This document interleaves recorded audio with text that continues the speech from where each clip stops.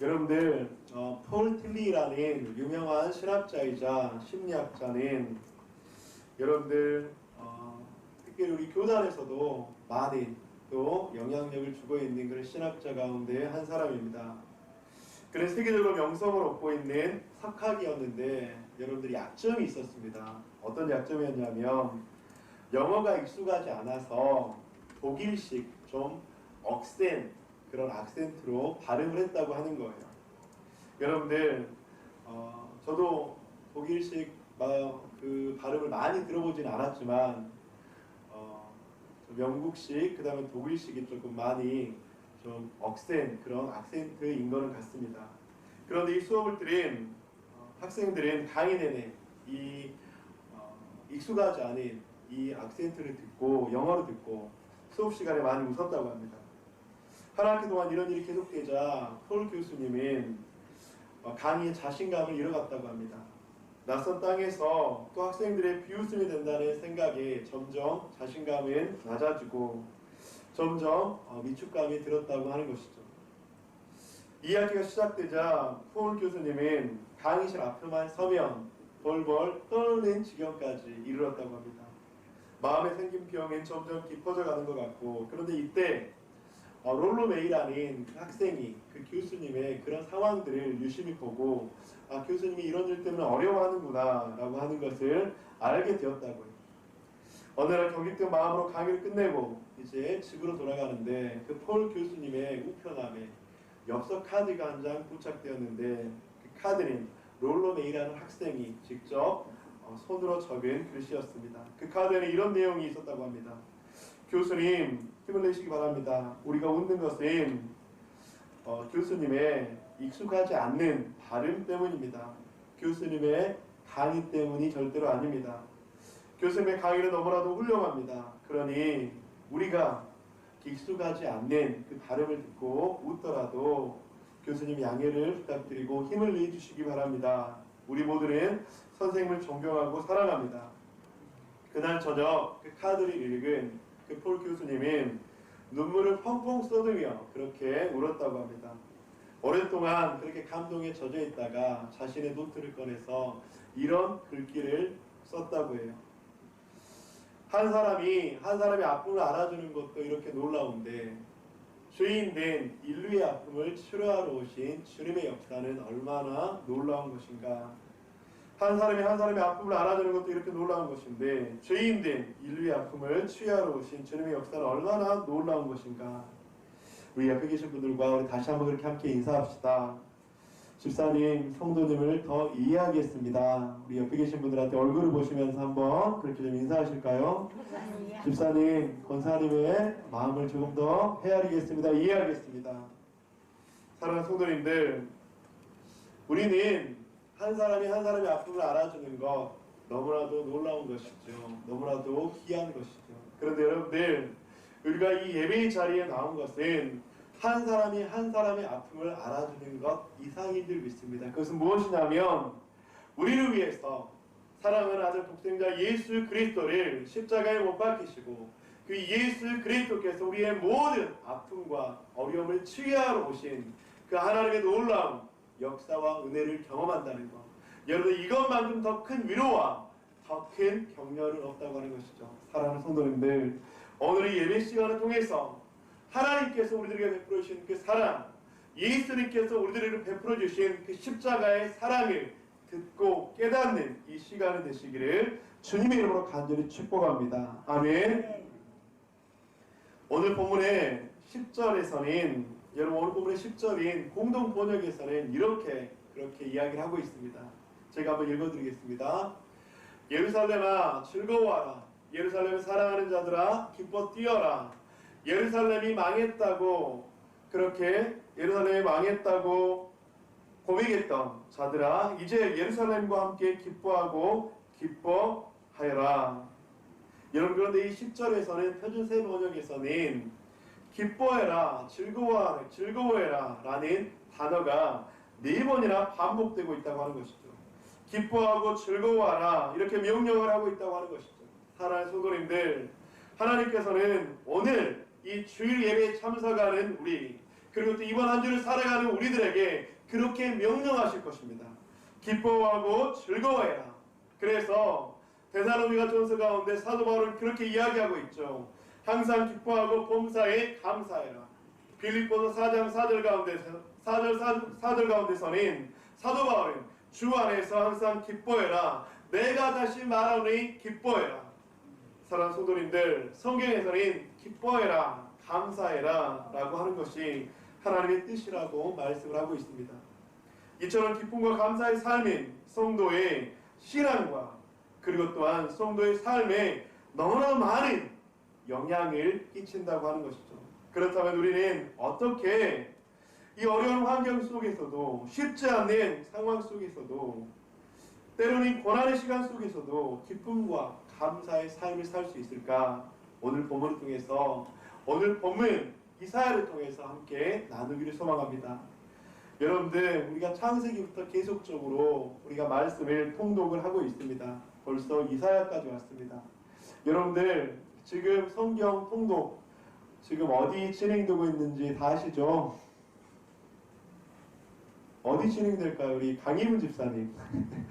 어디 진행되고 있죠? 하필 어제 오늘 못 읽었는데 예레미야가. 네, 예레미야 지금 진행되고 있습니다. 아주 왜 강희문 집사한테 물어보냐면 매일 아침마다 우리 강희문 집사님이 성경 통독 카드를 만들어서 가정교회 비입을 하고 있거든요. 그리고 저한테도 이제 오늘은 몇 장 몇 절입니다. 그렇게 카드를 예쁘게 만들어서 그렇게 오늘의 읽을 말씀 그렇게 비입을 해드리고 있습니다. 또 우리 최정란 집사님께서 가정 총무방에 그렇게 비입을 하고 있죠. 사랑하는 성도님들, 하나님의 말씀 안에 있는 것, 하나님의 말씀을 통독하는 것, 여러분들 그 속에 하나님께 주시는 귀한 비밀이 있는 줄 믿습니다. 여러분들, 이렇게 이사야 66장, 이제 다음 주에는 예레미야를 함께 말씀을 나눌 것입니다. 그런데 특별히 오늘 이사야 선지자는 이사야서를 마치면서 그렇게 이야기를 하고 있습니다. 예루살렘아 즐거워하여라. 예루살렘을 사랑하는 자들아 기뻐 뛰어라. 예루살렘이 망했다고 그렇게 이야기하던 자들아 이제 예루살렘과 함께 기뻐하고 기뻐하여라. 여러분들, 성경에서는 특별히 이사야 선지자는 우리들에게 하나님을 알고 집중할 때 기뻐하고 감사할 수 있는 삶이 된다고 이야기를 하고 있습니다. 하나님을 알고 집중할 때 기뻐하고 감사할 수 있는 삶. 여러분들, 우리 모두가 하나님을 더욱더 깊이 알고 집중할 때 기쁨과 감사가 넘쳐나기를 주님의 이름으로 간절히 축복합니다. 여러분들, 오늘 본문에서 이제 성전에 대해서 이야기를 하고 있습니다. 그런데 성전은 본래 여러분 하나님을 만나는 장소였잖아요. 특별히 예루살렘 성전하면 하나님의 임재의 장소. 그래서 여러분들, 다니엘이 포로로 끌려간 그 시기에도 예루살렘을 바라보며 하루에 3번씩 그렇게 기도했다라고 하는 말씀이 등장하지 않습니까? 이스라엘 백성들에게는 예루살렘 성전은 그들의 영적 바로 임재와 충만함이 있는 그런 장소였다고 하는 것이죠. 여러분, 성도는 성전에서 하나님과의 만남을 통해서 인생의 모든 문제가 해결되어지고 풀리지 않은 그런 문제들이 때로는 풀려지며 예배에서 또 성전에서 하나님을 만나는 그 시간들을 통해서 우리의 삶 가운데 많은 문제들이 해결된다고 하는 것이죠. 인생이 변화되어지고 삶의 에너지가 충전되어지는 바로 영적 충전소가 바로 성전이라고 하는 것이죠. 그래서 여러분, 우리는 성전에서 공급받아야 합니다. 그래서 우리는 성전에서 공급받고 예배를 통해서 공급받고 그렇게 충전받고 공급받은 것들을 우리는 세상 속에서 가정에서 흘려보내야 된다고 하는 것이죠. 그런데 여러분, 한번 생각을 해보세요. 끊임없이 공급은 받고 있는데 끊임없이 흘려보내야 되는데 어떤 사람들은 공급받지 않고 흘려보내기만 하는 그런 사람들이 있습니다. 여러분, 공급받지 않고 계속 흘려보내기만 하면 어떻게 될까요? 나중에 결국은 소진되죠.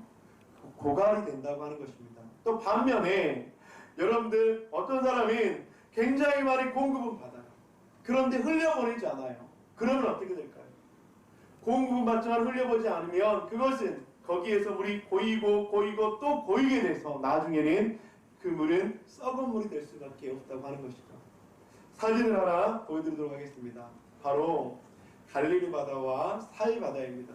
여러분들, 갈릴리 바다와 사이 바다는 공통점은 바로 한 줄기로 흘러가는 강이라고 하는 것이죠.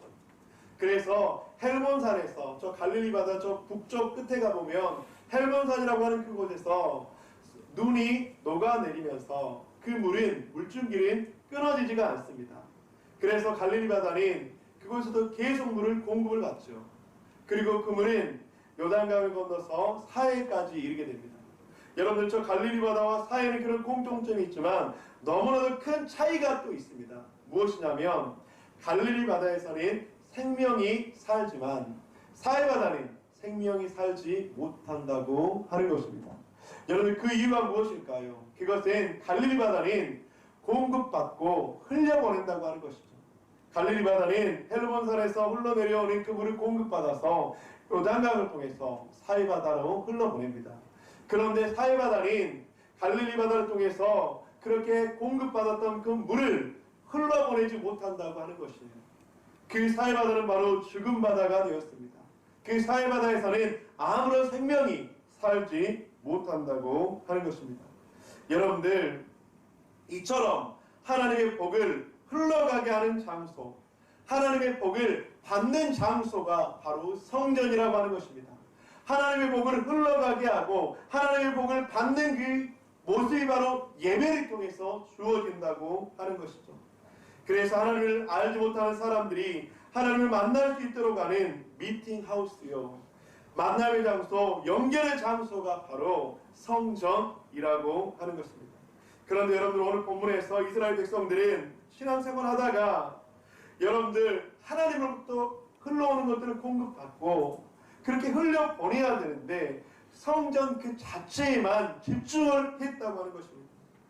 본질이요, 핵심인 주인공이신 하나님을 잃어버린 채 여러분들 형식적이고 감동 없는 성전, 즉 예배 생활을 했다고 하는 것이죠.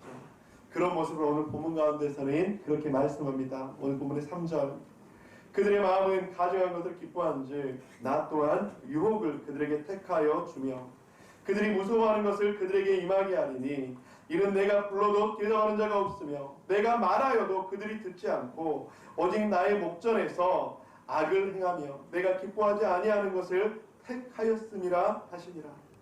하나님과의 만남이 빠져버린 예배, 형식적인 예배의 결과가 무엇이었습니까? 더 세상적으로 빠지는 인생이 된다고 하는 것이죠. 하나님을 바라보지 않고 자신의 의를 주장하게 되는 그런 모습이 될 수밖에 없다고 하는 것입니다. 사랑하는 성도님들, 우리는 하나님과의 만남에 집중할 때 기뻐할 수 있는 줄 믿습니다.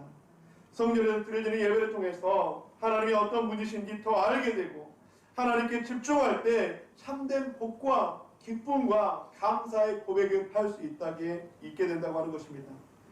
느헤미야 선지자는 그렇게 말씀합니다. 이날은 우리 주의 성일이니 근심하지 말라.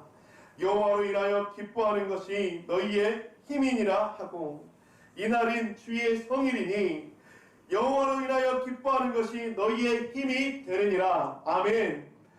하나님의 날, 주님의 전에 나와서 하나님을 예배하는 것, 그것이 바로 여호와를 기뻐하는 것이고 우리의 힘이 될 줄 믿습니다. 사랑하는 성도님들, 우리는 하나님을 알 때 우리의 삶에는 기쁨이 가득하게 된다고 하는 거예요. 여러분, 우리는 하나님을 알고 있습니까? 하나님은 우리 가운데 어떤 분이십니까? 구원자 되시고 창조자 되시는 하나님. 제가 구약 성경에서 그렇게 이야기하는 하나님에 대해서 한 5가지만 좀 함께 좀 나누려고 합니다. 먼저는 여호와 이레, 하나님께서는 미리 예비해 주시고 우리들의 모든 것들을 채워주시는 하나님. 그래서 우리는 아브라함의 이야기에서 여호와 이레의 하나님을 고백하고 있지 않습니까? 여호와 라파, 주의 하나님은 우리들의 육신과 상한 마음을 치유해 주시는 분이십니다. 이스라엘 백성들이 애굽에서 탈출해서 그 광야의 길을 접할 때 하나님께서는 여호와 라파의 하나님으로서 이스라엘 백성들을 지켜주셨다고 하는 것이죠. 하나님은 또한 여호와 니시의 하나님입니다. 치열한 전쟁에서 승리하게 하시는 하나님. 또한 여호와 살롬의 하나님입니다. 하나님의 두려움과 염려 가운데서 하나님을 믿는 자신의 백성들에게 평화를 주시는 하나님이시죠. 또한 여호와 하나님께서는 여호와 로히라고 말씀하십니다. 즉 목자 되신 하나님, 그 목자 되신 하나님은 양떼와 같은 우리를 푸른 초장으로 인도해 주신다고 하는 것이죠. 할렐루야, 할렐루야. 네. 여러분들, 이런 하나님을 우리가 알 때, 이 하나님을 집중할 때 우리의 삶 속에서는 도저히 기뻐할 수 없는 상황, 도저히 절망과 낭만 가운데 나아갈 수 없는 그 상황 속에서 하나님 안에서 기쁨과 감사를 회복하게 하실 줄 믿습니다. 아멘. 사랑하는 성도님들, 하나님을 알고 집중할 때 우리의 삶 속에서는 우리의 삶을 뛰어넘으시는 그 하나님을 만나게 될 줄 믿습니다. 두 번째로 오늘 본문 가운데서 함께 보고 싶은 것은 현재의 고통이 나의 영적 감각을 살아나게 하시는 은혜임을 믿을 때 기뻐하고 감사할 수 있습니다. 여러분들, 제가 말씀을 준비하면서 이 둘째 부분에 있어서 참 많이 망설이게 되기도 하고 마음 가운데 많이 좀 막히기도 하고 기도가 되었던 것이 사실입니다. 여러분 잘 한번 보세요. 둘째, 현재의 고통이 나의 영적 감각을 살아나게 하시는 하나님의 은혜임을 믿을 때 기뻐하고 감사할 수 있습니다. 참 어려운 말이죠. 쉽지 않은 말입니다. 그런데 여러분들, 성경에서는 하나님께서는 그렇게 우리들에게 말씀하고 계십니다. 오늘 본문의 2절, 나 여호와가 말하노라 내 손이 이 모든 것을 지었으므로 그들이 생겼느니라. 무릇 마음이 가난하고 심령에 통회하며 내 말을 듣고 떠는 자 그 사람은 내가 돌보려니와 여호와의 말씀으로 말미암아 떠는 자들아 그의 말씀을 들을지어다. 사랑하는 더보듬의 가족 여러분, 마음이 가난하고 심령에 통회하며 내 말을 듣고 떠는 그 사람은 무엇이라고 이야기하고 있습니까? 내가 돌보려니와 라고 말씀을 하고 있습니다. 사랑하는 성도님들, 우리의 마음이 가난하고 우리의 심령이 가난하다는 것은 무엇을 의미하는 것이겠습니까? 주님, 나는 주님의 도우심이 없으면 살 수가 없습니다. 나는 주님의 은혜가 없으면 살 수가 없습니다. 지금 나에게 처한 그 상황들, 그런데 주님, 그 일들이 나에게 왜 있는지 모르지만 그 상황 속에서 다시 한번 주님을 의지해 보겠습니다. 가난한 심령이 되어서, 가난한 마음이 되어서 다시 한번 주님 앞에 나아가겠습니다. 여러분, 그렇게 고백하는 심령들에게 무엇이라고 이야기합니까? 그 사람은 내가 돌보려니와, 무릇 마음이 가난하고 심령이 통회하는 내 말을 듣고 떠는 그 사람은 내가 돌보려니와. 사랑하는 성도님들, 하나님께서 우리를 돌보시기를 주님의 이름으로 간절히 축복합니다. 그런데 우리 인생을 살다 보면 하나님의 돌보심이 우리 가운데 있는 것 같지 않다고 느낄 때가 참 많다고 하는 것입니다. 때로는 광야에 혼자 내버려진 것 같고, 때로는 나를 지지해주고 응원해주는 사람이 아무도 없는 것 같고, 때로는 나와 함께 하는 믿음의 동역자들, 하나님의 그 놀라운 도우심이 나와 도저히 함께 있는 것 같지 않고, 여러분들 그런 광야 속에 혼자 내버려진 것 같은 그런 시간들이 우리 가운데 너무나도 많다고 느낀다고 하는 것이죠. 여러분들, 그런데 그 광야의 시간이 하나님께서 우리들의 그 무뎌져 있는 영적 감각을 되살아나게 하신다는 것을 한번 생각해 보셨습니까? 여러분들 그 광야의 시간에 홀로 내버려진다고 생각할 때, 여러분들 그 시간을 의미 없이 보낸다면 그 시간은 나에게 광야에 불과할 뿐입니다. 하지만 그 광야의 시간, 무뎌져 있던 나의 영적 감각들이 되살아나고 죽어있던 나의 영혼들이 다시 한번 주님 앞에 주님의 십자가를 의지하고 바라보게 한다면 그 시간들은 우리를 살리는 시간이 될 줄 믿습니다. 성경에서는 무엇이라고 이야기하고 있습니까?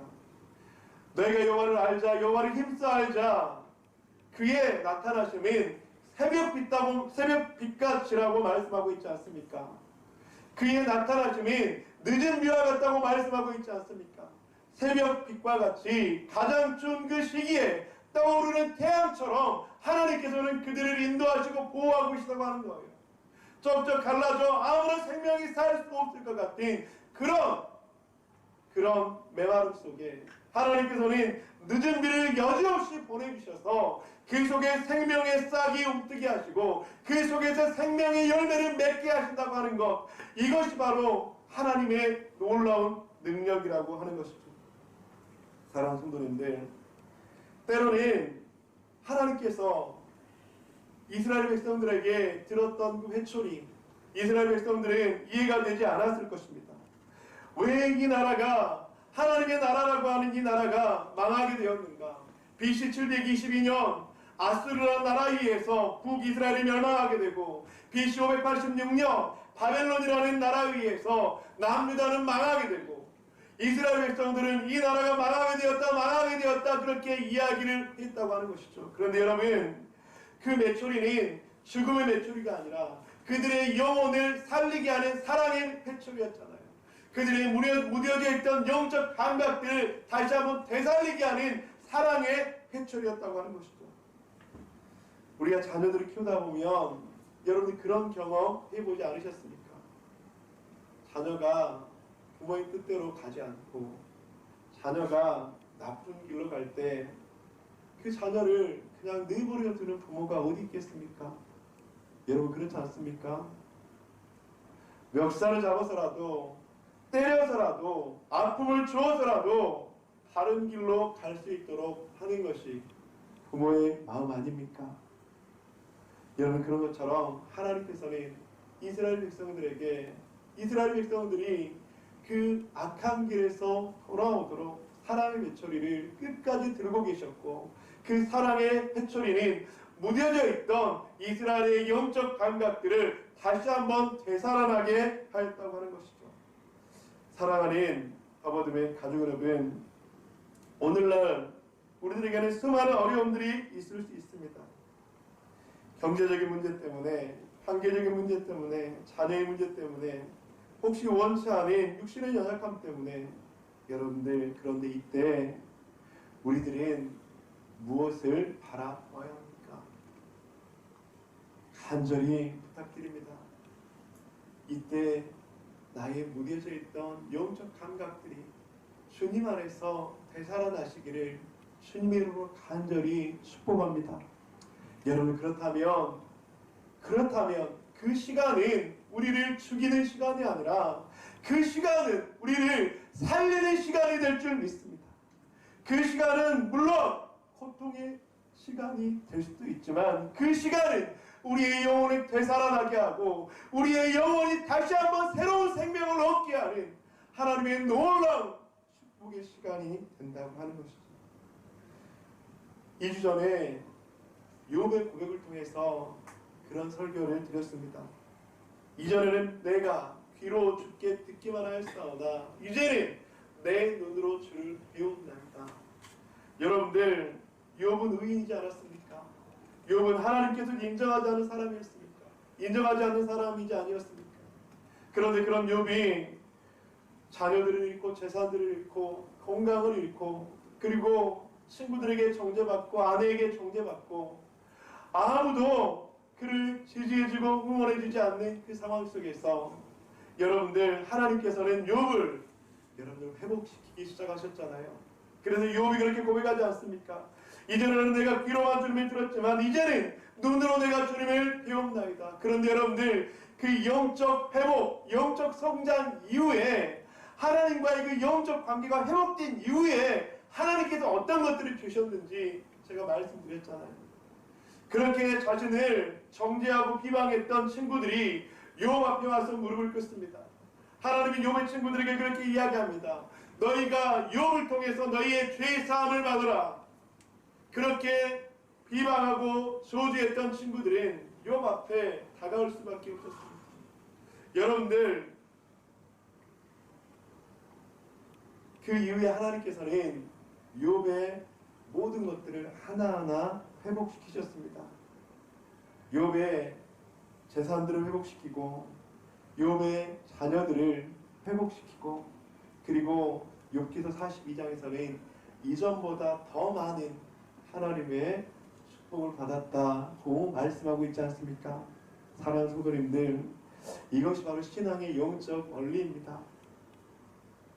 내가 하나님과의 관계가 회복되어지면, 내가 하나님과의 그 영적 관계가 회복되어지면 그 이후에 하나님께서 하나하나 풀어주시고 하나하나 해결해 주시고 하나하나 응답해 주실 줄 믿습니다.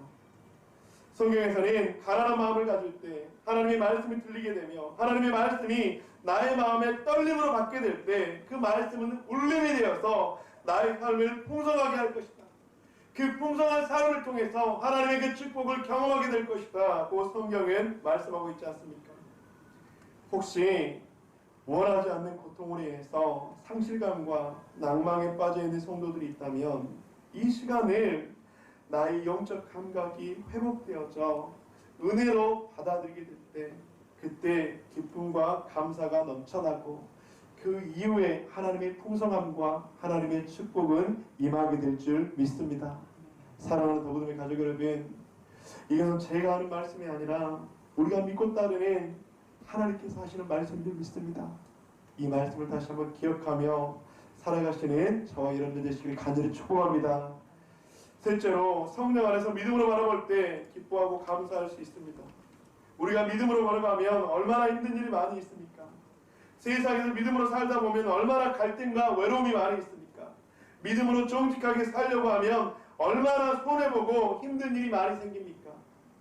오늘 본문의 2절, 물은 마음이 가난하고 심령에 통회하며 내 말을 듣고 떠는 자, 그 사람은 내가 돌보려니와. 그런데 사랑하는 성도님들, 하나님의 말씀을 따라 살려고 하는 사람들, 때로는 힘들지만 때로는 어려운 가운데 있지만 하나님께서 돌본다고 말씀하십니다. 사랑하는 성도님들, 우리 모두가 하나님의 돌보심을 받기를 주님의 이름으로 간절히 축원드립니다. 말씀을 마무리하면서 오늘 본문의 12절을 표준 세번역으로 함께 좀 보고 싶습니다. 오늘 본문의 12절 표준 세번역으로 보면 이렇게 말씀합니다. 주께서 말씀하신다. 내가 예루살렘의 평화가 강물처럼 넘치게 하며 문 나라의 부경화가 시냇물처럼 넘쳐서 흘러오게 하겠다. 사랑하는 성도님들, 오늘 이사야서를 마치면서 이사야서가 참 쉽지 않은, 왜냐하면 심판도 많이 있고요, 절규도 많이 있고요, 고통도 많이 있고요, 아픔도 많이 있거든요. 그런데 여러분들, 이사야서를 마치면서 이사야 선지자는 그렇게 말씀합니다. 주께서 말씀하신다. 내가 예루살렘의 평화가 강물처럼 넘치게 하며 문 나라의 부경화가 시냇물처럼 넘쳐서 흘러오게 하겠다. 성령 안에서 믿음의 눈으로 바라볼 때, 믿음의 눈으로 바라볼 때 이런 하나님의 역사를 경험하게 될 줄 믿습니다. 성령 안에서 믿음의 눈으로 바라볼 때 그 안에서 우리는 기쁨을 회복하고 감사로 나아가게 될 줄 믿습니다. 말씀을 마무리합니다. 이번 한 주 이런 기쁨과 감사가 우리 가운데 회복되어졌으면 좋겠습니다. 우리의 삶의 어떤 영역 속에서 이런 기쁨과 감사가 회복되어져야 할까요? 우리들의 가정입니까? 우리들의 사업장입니까? 우리의 일터입니까? 아니면 사람들과의 관계입니까? 아니면 어떤 장소입니까? 여러분들 그 속에서 우리들에게 기쁨과 감사가 회복된다면 여러분들 그 인생이 바로 하나님께서 돌보는 인생, 책임질 인생이 될 줄 믿습니다. 어떻게 하면 기쁨과 감사가 회복될 수 있을까? 첫 번째로 하나님을 알고 하나님께 집중할 때 기뻐하고 감사할 수 있습니다. 현재의 고통이 나의 영적 감각을 살아나게 하시는 은혜임을 믿을 때 기쁨과 감사가 일어날 수 있습니다. 성령 안에서 믿음으로 바라보면 기쁨과 감사가 일어날 수 있습니다. 이런 오늘 하루 이번 한 주가 되는 우리 더버듬의 모든 가족들이 되시기를 주님의 이름으로 간절히 축원드립니다.